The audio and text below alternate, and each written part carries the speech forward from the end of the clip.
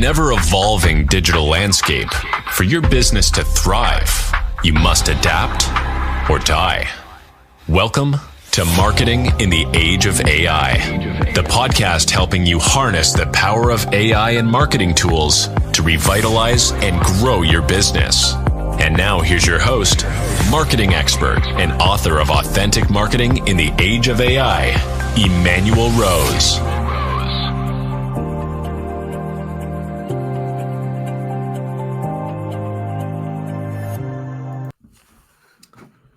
Welcome to this episode. It is going to be very dynamic and exciting, and I'm glad that you're here with me today. We're going to dig in kind of a different format. First of all, I'm going to have a special guest named Robert Douglas, who is a software startup executive with a couple of decades of experience and a track record of funding and growing companies from seed to scale up. And Robert was on the show a few months ago, and I appreciated that you brought a special news announcement about MCP development and some really structural changes that had happened in AI. Robert, welcome to the show, and thanks for going on this inferential walk with me around software development today. Hey, Emanuel. Thank you, and glad to be here again. And hi, everybody. And I hope you enjoy this one. It's going to be fun. So, a little bit of a backstory is that as we've all experienced this news flash called vibe coding, and I think what's really cool about this, and I've seen it now for myself as I've dug in as a non-coder, but with lots of ideas, is that I've built a number of tools that are middleware between marketing needs and the LLMs, and some are just automations or just cool bits of code to solve some simple problems. And inside that vibe coding, been able to create more problems for myself in terms of what do I do next. And so I brought to Robert this interesting little solution, which was to take care of some of the anonymity that needs to be created in order to not train the LLM on personal or private or intellectual property type data. And so, Robert, maybe you want to talk a little bit about what that early part of the process. Well, I mean, let's describe the need a little bit better. When you want to work with an LLM, but the source data that you're working with is full of personally identifiable information, you are bound by law to not share it with third parties that don't meet certain certifications or with whom you don't have certain attestations and contractual agreements. You could be fined or put in jail even, I guess, if you breached that in a significant way. You could be disbarred or lose your medical license. So you might ask yourself, why aren't doctors using ChatGPT to help diagnose problems? They probably could benefit from that in some cases, but they can't send ChatGPT your data in most cases. So that kind of highlights, in my mind, in a nutshell, the problem that you're addressing with this product. It's not just about not giving them training data. It's about violating the law and the agreements you have with your customers to not share their data. Yeah, or in the situation that we saw in the news where somebody put in all their financial statements from E-Trade and Robinhood and their bank and said, hey, how do I make more money from my accounts? And then just basically doxed themselves. So, yeah, there's a couple layers. Anyway, we know that we need to have secure this data either for intellectual property and business reasons or just for standard data hygiene on the personal level. And so my idea was to call this data anonymization, which is a terrible marketing word.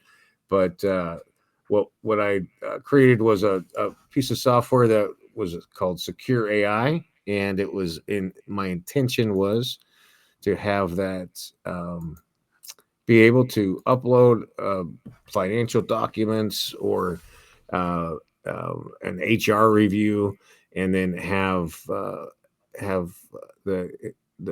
identifiable information stripped out and some placeholder information put in, push it up to the LLM, do ask some questions, improve it, and then bring it back down and be able to share it inside company resources. And at that point, I then said, "Hey, Robert, how about if I share that with you and you tell me what it looks like from a programmer's point of view, this marketing idea." Awesome. Well, I mean, scroll down the page and explain what's on the page, and then also explain how you built what we're looking at, and also explain what it does. Yeah. So the thing about I used the tool called Lovable, and let me just show. I'll change screen shares here. So I went in and I had a conversation basically with this software, and I started. I don't know. I think I probably spent about 3 or 4 hours on this. Where my initial prompt was, I need help building a tool that will allow a professional to upload a file with company IP, like financials or legal case file, and anonymize, then send it to an LLM like ChatGPT or Claude, write prompts and get answers back from the LLM without the file showing associating the IP with the company or legal case. Can you help me with that? So that was the beginning of the premise of this product, and it actually, the idea came from a podcast that I did with a smart software developer on the East Coast, and we came up with a couple different ideas that needed to happen. So that was the first thing. I ran through about 2 hours or 3 hours of Vibe coding. back and forth, right? And doing getting into the best level that I could, complete with a landing page and a free trial. And the idea being that it would be bank level security, be focused on executives, and that we would have whatever the standards are that are currently the levels of protection, so that it would pass through the industry specific compliance checks, and then there would be some anonymization that would happen, both for legal names, for financials, for the human beings, and other identifiable pieces of data. And then it would be a simple process where I would take an Excel file or a PDF, upload that PDF, and then I'd be able to share it with choose a LLM that then I could interact with and get some more answers out of that document. So that's where I got this vibe coding. That's where the progress I gave to Robert. Yeah, and in full disclosure, the landing page there is just that. It's a landing page. There's no back end or front end functionality that actually does any of the things that you imagined, which is fine, because really nailing the conceptual underpinnings of it and defining the need and the utility is really the first step of product development, right? So you completed that step really convincingly. I saw that and I was like, yeah, why not? And then I took a look at what you had done. You invited me to Lovable, and you wouldn't come, in my opinion, a lot further with Lovable.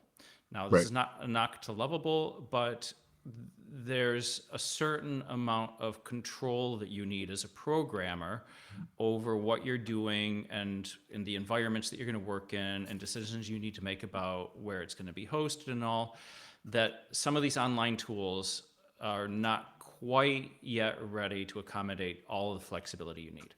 I think maybe Replit might have given you more of a chance of actually succeeding with everything that you need. But I thought, okay, Emanuel and I are going to talk again in a week.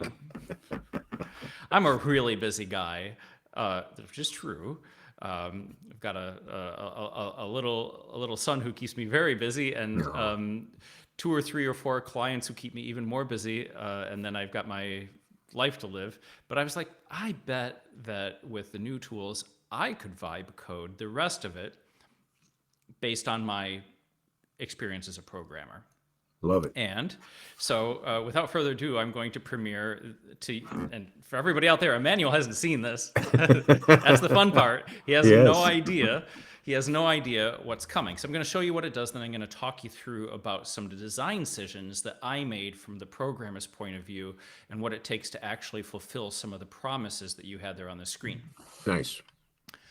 All right, so I'm sharing my screen. Let me know when you see it.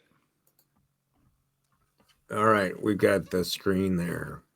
Okay, so visually, the only thing that it has in common is that it's still called Secure AI Full Stack Integration. And this is a demo. This is not meant to be the actual user workflow. It's everything that we need to see on one page so that I can test it out. So you start out by authenticating. You then move towards uploading a document. I've got my LinkedIn profile here as a PDF. And then the next button is called Client-Side Document Processing. What does that mean? That means we didn't upload the PDF to a server. We brought it into the program running on my desktop called the browser. So far, Robert Douglas LinkedIn profile has not left the building, okay, so to speak. It's still nicely here in the room with me and hasn't been sent anywhere that it's not supposed to be. Remember all the HIPAA and SOC 2 compliance data that you can't send as a doctor or an attorney without, facing legal repercussions. So the first thing it does within the browser, without uploading it to any server, is it extracts the text. So here's a sample of the text from my LinkedIn profile, and right there we see the exact type of personal identifiable information, phone, email address, that we are meant to detect and prevent from leaving my browser. Oh, interesting. So I like that it's identified. Yep. The next step is to actually detect it and to anonymize it. And now you'll see that it now says phone and email and name instead of the PII that it was there before. Now it does say upload to backend. This would upload something to a server, but the important question is what? First of all, it's only uploading anonymized text, and it's also uploading it in an encrypted way, so that only you, with the keys that you would then have in your browser, could later decrypt it. And that's super important to that bank grade encryption and security that you were promising on the landing page. So I really took you to your word here. So I upload that. The document name even is anonymized, so it's just this big long hash at this point. You can see how big it is and the date, but there's no other information about this document that could link it back to me in any way. So then I can list my documents. I've tested this a bunch of times, so they're all there. And here's the fun part. Now we initialize our Secure AI chat. So it says chat widget ready, document context loaded. That's a bug. It shouldn't know that it's called Robert Douglas LinkedIn profile. I'm going to fix that after the show, but it should have the 107 anonymized entities inside of it. So I can now chat to this document. So like, in what role was I CRO? I didn't test that. Yeah, great. So it knows that, but if I were to look into what actually happened here, you get a little bit of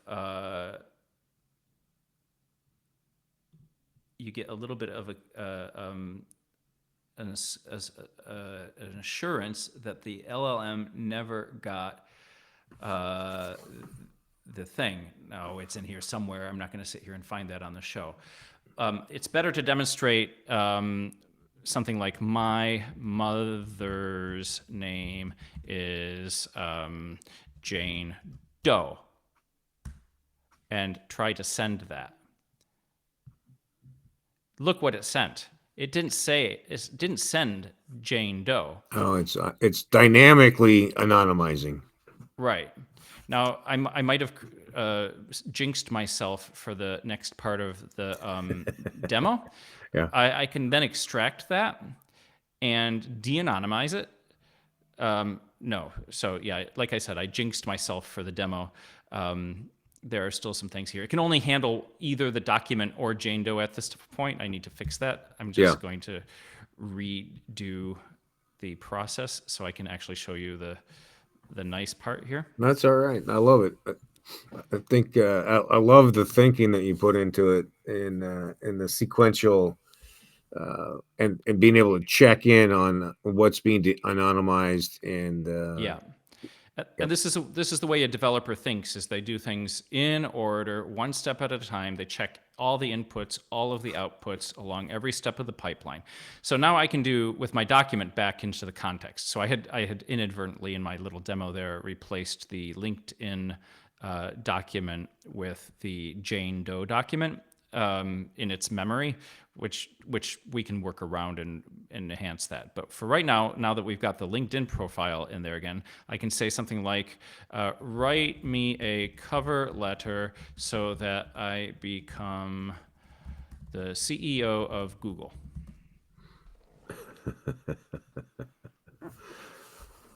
Okay. And it says, dear hiring manager, I was entrepreneur in residence at name 23 and co-founder at name 24, and it's signed sincerely name 001. Now what I can do is I can bring this down, and I hope to God it all works. The demo effect is sure to bite me at this point. That's okay. So here's the full letter. Yep. There was no date in the original, so that I'm going to have to fill that in later, but I should at least expect email and phone to be filled out. And in fact, it did a pretty good job. Somehow it's hallucinated a name 001 that doesn't exist. Yeah. But you can see that it put the email and the address back in the right place. And in fact, it's said entrepreneur in residence at Open Strategy Partners.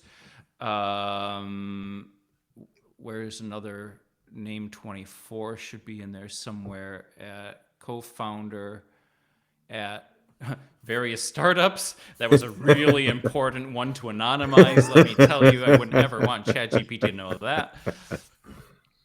But yeah, there we go. So, and there's a success metric down here for me to think about this.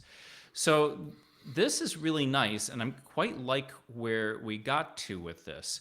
It's not perfect yet, but it's really close to the point where people could easily see the utility, especially if we, were, to do more stuff like my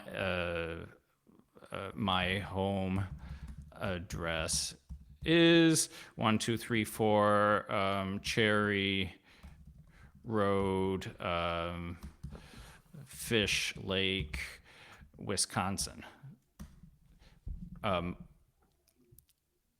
It should definitely it anonymized at least the road name. Right. Okay. All right. So there's some work to be done still to get the anonymization a little bit more watertight, to get this hallucination done. But the design decision of doing all of the document processing and extracting the anonymous data or the PII data and keeping it in the browser and only using the server for the data that's already been anonymized will make this product much more easy to certify and also give the users of it a much higher level of trust than if we were sending the full document to a server somewhere that Right. would then take the PII out and put it back in.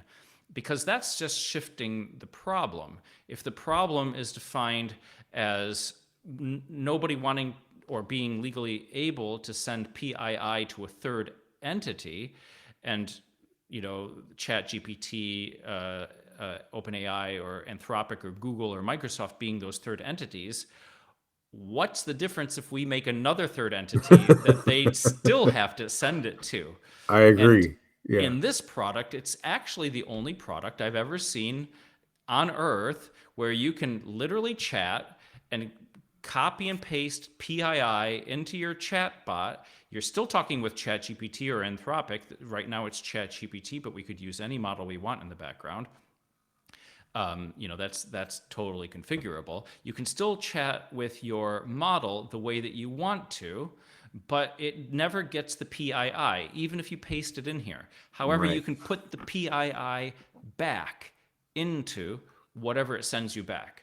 And I think that's a unique product. So congratulations, Emanuel. We just built a unique product. Wow, that is amazing, and I'm curious, Robert, what is your vibe coding process? I mean, where did you actually do the work? Yeah, let me show you a bit of that as well. It looks a little bit different than Lovable because it's being done within the user develop or the integrated development environment. Is that what it's called? IDE that I use to code. So Okay. what we're looking at is basically called VS Code. It's a very popular code editor. Everybody I know knows how to use it, and what we're looking at, for those who are curious, is simply a Python-based fast API backend with an Alpine JS-based front end.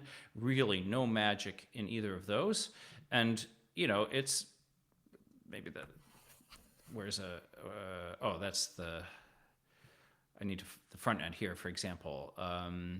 If I were to look at the JavaScript here, here's the actual anonymizer. So there's a crypto manager, a document processor, an entity mapper, things that you'd expect. Here's the PDF processor, and it's just plain old code, Yeah. none of which I wrote directly. Because what I do, and this thing that's going crazy in the bottom here, is the terminal, and it's running a program called Claude Code. Nice. So you've got an API with Claude that's writing code for you, like I was doing on Lovable. Exactly. So Claude is actually doing the programming, Yep. but there are a couple really cool features, and I think I can kind of demonstrate it safely here, because we've committed my changes to Git. The working version is safe. Okay, And good. what I'm going to do is I'm going to say, create a swarm. Swarm is a key word here, of agents to investigate the code, analyze the functionality, and do the following. Provide a security analysis that requires bank and military grade security. 2, write extensive documentation in docs as MD files, so markdown files. And 3, generate all of the typical I need to activate the voice dictation. Oh, I could yeah, there just you speak go. it much quicker. It'd be much more vibe if it were like that. For Because sure. I type fast, but not fast enough to be gripping. That's all So right. the entertainment value of watching somebody type into a terminal is really low. But what happens after this is really cool. So keep paying attention. I love it. Yeah. So generate all of the typical PII containing documents in a folder where I can later go through them and test them. Sorry, I accidentally hit caps lock and went into Karen case Love suddenly. it. Yeah. You're yelling. Why are you yelling at me? Right. All right. So what happens here is fantastic. It analyzes my request. It thinks through the tasks, picks a number of agents with individual roles to oversee, coordinate, and execute all of those tasks, and launches them into parallel processes. And we get to watch it happening. Wow. And So it's yeah, so this is you talking to Claude, Claude talking and bringing back code for you. Yeah. So it's going to Cloudflow, Swarm, and Init, all of these different agents, as you can see them. And Wow. this is a UI glitch that looks like the Matrix, which is Yes. also kind of cool. This actually has entertainment value. But if you look at what they're saying like there's an orchestration task. There's a specialist called test data generator. There's a specialist called technical writer, a specialist called API security analyst, a researcher called PII security researcher, a crypto analyst, not cryptocurrency, but cryptography, so an encryption, a security lead to organize those guys, and a task list of all of the things they're meant to complete. Wow. Now, I'm going to guess this is going to take 15 to 20 minutes, just from my experience. Sure. But if I had hired, a developer or an intern or a couple smart people to do that, I could barely explain the task to them properly in 15 to 20 minutes. Right. So, and just a note on the accuracy, there's a lot of criticism about LLMs for giving wrong answers and going off the rails. And it's all true. Every word of it. You always have to remember LLMs cannot think. They don't understand anything that you say. They are really just doing pattern matching and next token prediction, like people like to say. However, if you put those into the right guardrails and have enough passes on it where you're measuring the outcome based on some sort of criteria that you've defined, then you can iterate towards really good results, which is what you're seeing happening here with the 7 or 8 agents that are working on this. And I think for people's, I'm sorry if there are any epileptics out there, this is probably triggering for you. So we'll stop sharing that for now. All right. And if in the process of the conversation it has an output that I can show you, we can switch back. But that's basically the process that I use when building the product that I just showed you, for example. I think through the architecture with my experience. I explain the problematic to either ChatGPT or Claude. I get a project plan. I put it into this Claude code and say, spawn as many agents as you need to accomplish this. Then I go and test it, and it's broken. First pass never works. It's broken 7 ways to Sunday. And I say, okay, I see this bug. What do you think happened? I think what happened too, but Claude's better at going to the right place in the code and fixing it faster than I could. Oh, interesting. So I like that. Claude do it. I like that. That gives me some hints for how I could speed my process up too. Thank you. Yeah. And if I see it doing something mistakenly over and over again, I say, hey, Claude, I see you doing this thing over and over again that I don't like. What can I tell you that would help you do better next time? And whatever that is, please write that into your instructions. Right. So it coaches itself how to do its job better.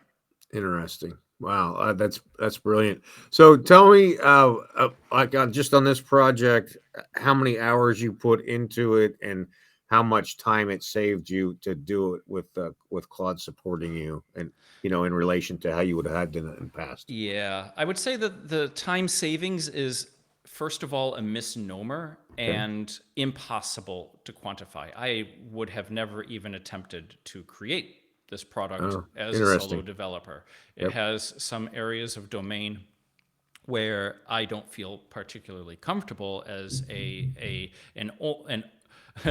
OH only human developer, right? Especially, I never focused on front end interfaces, and modern JavaScript frameworks terrify me. All of them, every single one of them: Vue, React, Next.js, Alpine.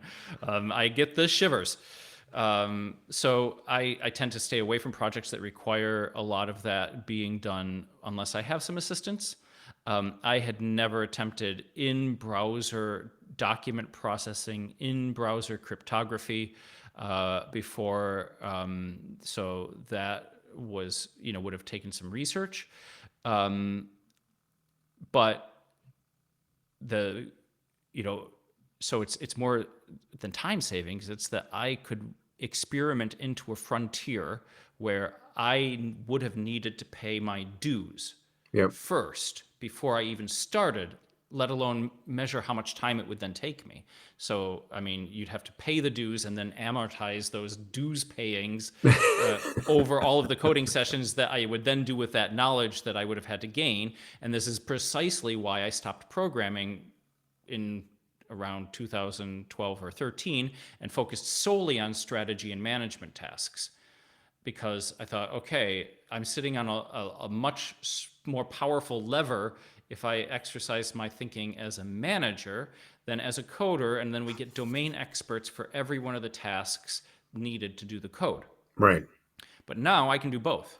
Now I can do the strategic thinking as a product owner, as a product marketer, as a developer, the synthesis of all my experience. I can dump it into something that has the domain expertise to write code in Alpine and do the Docker containers and make sure that the fast API and the Pydantic ORM are all firing on all cylinders, even though I never read a documentation about any of those, right?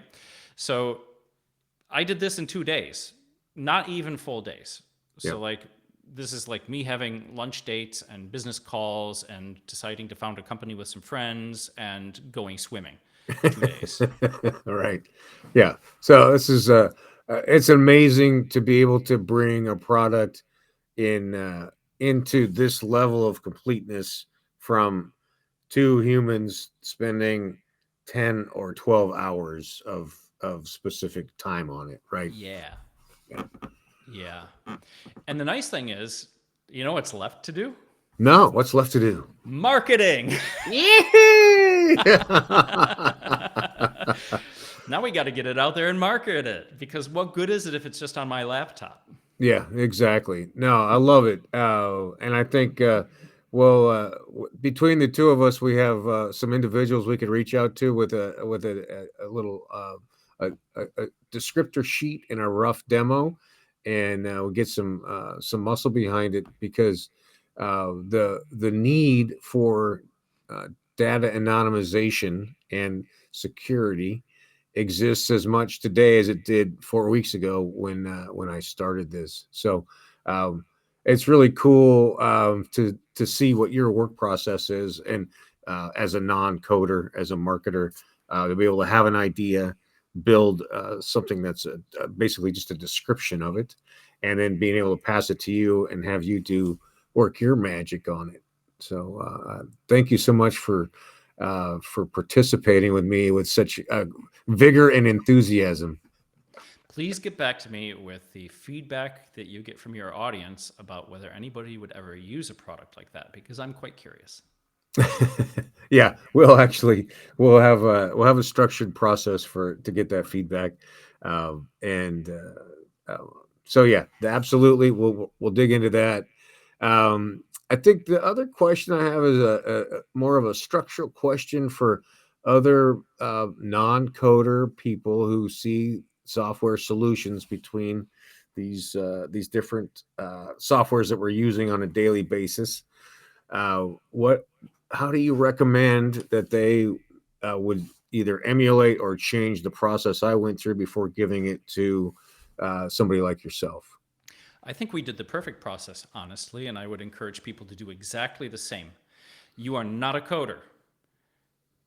You oversaw several technical steps in that implementation that you could only think of if you had been trained in building web applications and had 15 to 20 years of experience.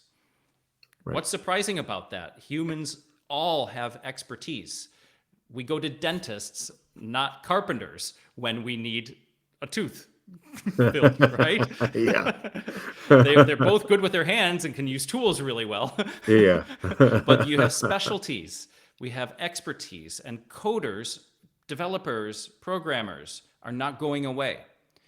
You need, though, however, to work with the ones who have chosen at this point to embrace the new technologies as multipliers and not to shun them or feel offended by them or threatened by them. And I see a very great divide between those two camps, and both are right. So the skeptics are definitely right that this is something that is going to change many things, and nobody's centrally controlling it, and if they are, they might be a jerk. Right. Likely. And the threat to jobs is realish, but it's not the narrative that people are saying. It's not the industry wants you to believe that there will be no more developers. We'll just tell the machines what to do and they'll do everything. There will be no marketers. We'll just tell the machines what to do. They'll Sure. do everything. Mark Zuckerberg thinks you want to look at AI generated ads from now until kingdom come. I can tell Mark Zuckerberg where he can go shove his ads. I don't like that. So it's not going to be like that. But you want to find a developer to work with you on your project that you prototyped on Lovable. Good. Use Lovable, use Replit, use Bolt.new, use whatever works for you to express your idea, explore into the space, refine it with the feedback that you're getting from your AI or your colleagues or your spouse, and then find a real developer who knows how to use AI really well. And then you can achieve magic. Then you can launch your next product in a week. I love it. I think the other question I have, Robert, is what's kind of the next stage of development for making this airtight, this project, this secure AI product, and like what are kind of the steps that are left? The primary weaknesses are linked to the decision of the in-browser processing, because the open source libraries that I grabbed off the shelf to do the tasks of extracting the text from the PDF and then to anonymize it are imperfect. And there are commercial products that do a better job. So a real business built on this might then opt to license those products and use those instead. Yep. And then we have to also account for the fact that no matter what we account for, there might be some PII that slips through. Sure. So I would want to build a level of user responsibility into it where they can review the PII extracted and then click on the things that either should or should not be redacted. Yes. Like I should be able to click on various startups and say, not so necessary. You can take that one out, folks. But it did say that my LinkedIn username was Robert T. Douglas as one word, and it missed that. Yep. It missed that outright. So we would need the user to be able to click on that and say, you missed this one, anonymize it, and then it gets its own placeholder. And if we build that step into it, then the user has a little bit of control and a shared responsibility. Then we could say, yes, machines are imperfect. This process is highly sandboxed to your own browser environment, meaning we can't use an LLM in your browser. we can't use machine learning in your browser to do this at this point. The limitations just prevent it. So you are sharing the responsibility for making sure that none of the PII is there. So it's a tool to achieve perfection, but it'll have to have a shared responsibility model with the user that they sign off on before they use it, because if they miss something and there are consequences, that can't land on us. We're making a best effort, but the software needs to be used as is. Yeah, and that makes sense. It probably matches the code of ethics that those professions would have sworn to anyway. So that makes a lot of sense. I love it. Well, good. Any last thoughts here before we sign off for this session? Well, it was very distracting having you show me this product, Emanuel. Do you have any more? I have about 10 more. We'll talk about it off air. All right. Thanks for having me back. 100%. I appreciate your time and your attention on this. And if people want to get in touch with you, I know they can reach out to you on LinkedIn with Douglas with 2 S's. Any other preferred ways to contact you? Yeah, I'm Robert at openstrategypartners.com. And that's it. All right. I'm not on X. I'm not on Instagram. I'm not on Facebook. I don't like those things. Fair enough. Well, thank you again, and hang on while I close this out today. Well, it's a fun process to be in a creative space and think of a solution, develop it to a point where it's visually, it tells a story and potentially solves the problem that I envisioned, and then be able to bring it to a professional like Robert Douglas to bring in the back end coding, which I am never going to know for my entire life. And I brought in somebody who can solve these other challenges about making it functional software and potentially impacting how we use and leverage the tools, the LLMs, so that we can put in information, documents, source material, and still be able to interact and get the benefits of the LLMs, but still keep personal information personal, or business information personal as well. So I hope that you enjoyed this episode and got some value from it. I also hope that you take some time today to dig into your work processes and find activities that can be automated or transformed by an AI tool, and with that time that you get back, that you spend it continuing to upskill, that you spend it with your friends and family, or that you get outside in nature and enjoy the fresh air and some reflection to yourself. Thanks again for joining me. This is Emanuel Rose, Marketing in the Age of AI. Thanks for listening to Marketing in the Age of AI. Be sure to subscribe wherever you heard this podcast so you never miss a future episode. Your copy of Authentic Marketing in the Age of AI is available at Amazon.com or EmanuelRose.com. You can also connect with Emanuel on LinkedIn. Thanks again for listening, and we'll see you next time.